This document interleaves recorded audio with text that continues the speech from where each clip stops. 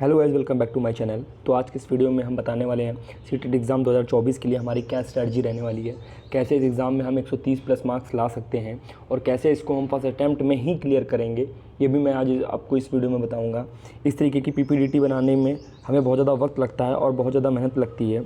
तो इस मेहनत के लिए और एक आप लाइक ज़रूर कर सकते हैं, क्योंकि आपके एक लाइक से मुझे मेरे अंदर मोटिवेशन होता है और मोटिवेट होता हूँ, और जिसके लिए मैं आपके लिए बेस्ट से बेस्ट कंटेंट बनाने की पूरी कोशिश करता हूँ ताकि मैं आपको बेस्ट इन्फॉर्मेशन दे पाऊँ। तो वीडियो को शुरू करते हैं। और सबसे पहले चीज़ हम सीटेट एग्ज़ाम के पैटर्न को जान लेते हैं। तो इसके पैटर्न में हमारे इसमें पेपर फर्स्ट, पेपर सेकंड, दो तरीके के पेपर होते हैं, वो आपको पता ही होगा प्राइमरी एंड जूनियर लेवल पर। ठीक है, इसके बाद क्या है कि जो पेपर फर्स्ट होता है इसमें हमारे 5 सब्जेक्ट्स आते हैं, जो कि एक है चाइल्ड डेवलपमेंट पेडागोगी, जो कि 30 क्वेश्चंस आते हैं 30 नंबर के। Language first and language second होती है हिंदी इंग्लिश, या आपकी जो लैंग्वेज है आप उसमें से चूज़ कर सकते हो, वो भी आपकी 30 मार्क्स की आती है।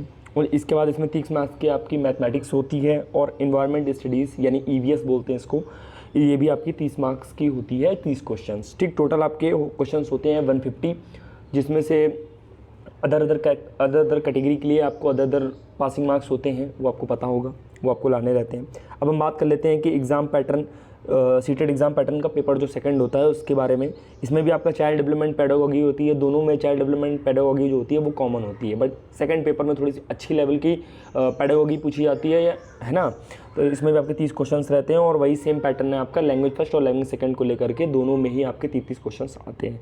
बट यहाँ पर थोड़ा सा चेंजमेंट ये है कि आपको यहाँ पर आप मैथमेटिक्स साइंस में से मैथमेटिक्स साइंस को आप चुन सकते हो, या सोशल स्टडीज़ या सोशल साइंस को, आप दोनों में से किसी एक को चुन सकते हो। दोनों आपके 30 मार्क्स के होंगे। ठीक है, यानी कि इसमें भी आपका टोटल जो होता है 150 मार्क्स का होता है। और आपको जो टाइम मिलता है इसमें 2.5 घंटे का समय मिलता है। आप 2.5 घंटे में इन 150 क्वेश्चंस को बहुत ही आसानी तरीके से कर सकते हो। अब हम बात करते हैं इसके कि how to clear the exam. अब आप कैसे इसको, जो आपका टाइम बचा है इसमें, अभी भी जिन्होंने तैयारी नहीं शुरू करी है वो आप अभी भी कैसे एग्ज़ाम को बहुत ही कम समय में तैयार करके और आप आसानी से क्लियर कर सकते हो।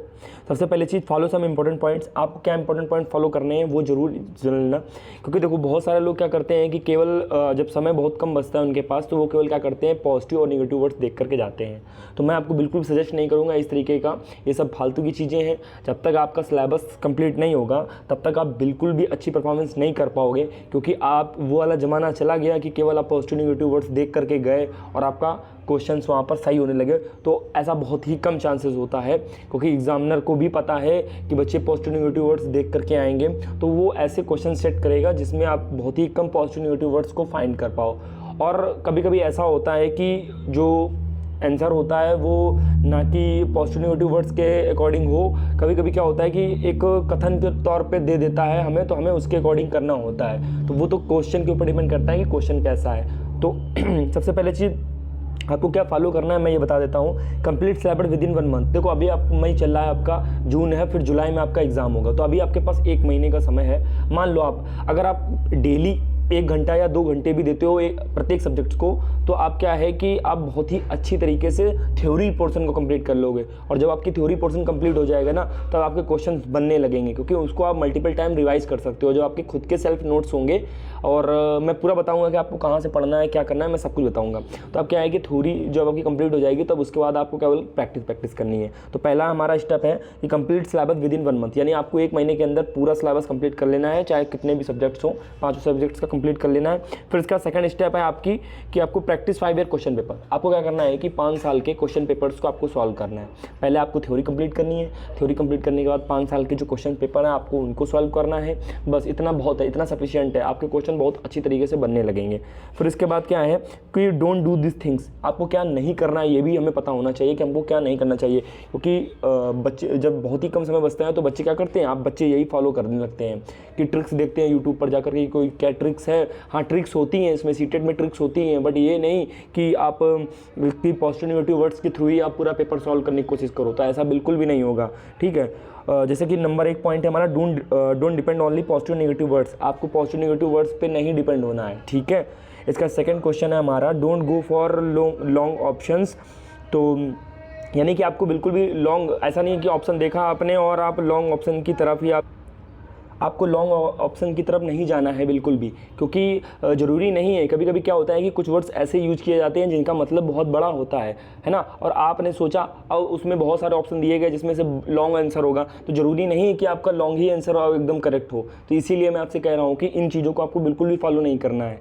पहले आपको अपनी थ्योरी कंप्लीट करनी है। जब आपको थ्योरी का नॉलेज हो जाएगा अच्छा खासा, तो आप प्रैक्टिस क्वेश्चंस कर करके आप खुद को इम्प्रूव कर पाओगे, क्योंकि ये एक रियलिस्टिक चीज़ है ना। आप रियलिस्टिक वे को फॉलो करोगे तो आपके मार्क्स जरूर बढ़ेंगे। आप और ये है कि आर्टिफिशियल उस पर मत जाओ कि केवल पॉजिटिव वर्ड्स देख लिया, कुछ ट्रिक बता दी उन्होंने कि भैया केवल लॉन्ग क्वेश्चंस को टिक करना है ना, don't tick the option all of the above. और बहुत ही कम चांसेस होता है all of the above option, क्योंकि कहीं ना कहीं ऑप्शन में वो जानबूझ के ऐसा दे देते हैं कि ऑल ऑफ द अबव। अब बच्चा यूट्यूब से देख कर गया होता है कि ऑल ऑफ द अबव जहाँ भी आ जाए उसको आप टिक कर दो, आपका क्वेश्चन सही हो जाएगा। तो ऐसा जरूरी नहीं है। कभी कभी ये कथन क्या दिया है और उस क्या बात बोली जा रही है उसके ऊपर भी डिपेंड करता है कि हमारा, क्योंकि ज़रूरी नहीं है कि ऑल ऑफ द अबव वाला ही ऑप्शन हमारा सही हो। तो इसको भी मैं आपको सजेस्ट करूँगा कि आप इन सब चीज़ों से थोड़ा दूर रहें।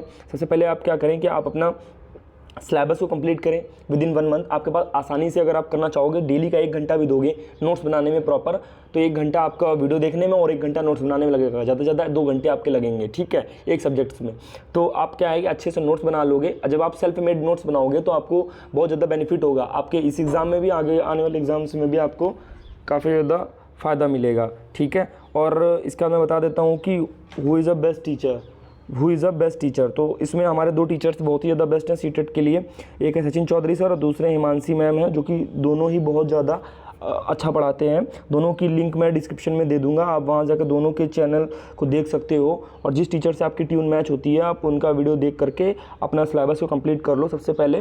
फिर उसके बाद आप 5 साल के प्रीवियस क्वेश्चन पेपर आप ज़रूर प्रैक्टिस करो, क्योंकि इससे आपके मार्क्स बढ़ेंगे। और इस तरीके के इन्फॉर्मेशंस के लिए चैनल को सब्सक्राइब कर लें। और अगर कोई भी आपको प्रॉब्लम है सीटेट से रिलेटेड या किसी भी एग्ज़ाम से रिलेटेड, आप मुझे कमेंट बॉक्स में कमेंट कर सकते हैं। कोई भी चीज़ या कोई भी इंक्वायरी करनी हो, आप कमेंट बॉक्स में कमेंट कर सकते हैं, मैं आपकी ज़रूर करूँगा। मैं सबके कमेंट्स का रिप्लाई भी देता हूँ। और अगर आप फ्री में PDF चाहते हैं किसी भी एग्ज़ाम्स की या सीटेट एग्ज़ाम की प्रीवियस क्वेश्चन पेपर्स की, तो आप मेरे टेलीग्राम चैनल को ज्वाइन कर सकते हैं। आई होप आपको वीडियो पसंद आई होगी। वीडियो पसंद आई हो तो वीडियो को लाइक करें, शेयर करें, सब्सक्राइब करें। मिलते हैं नेक्स्ट वीडियो में, तब तक के लिए जय हिंद, जय भारत।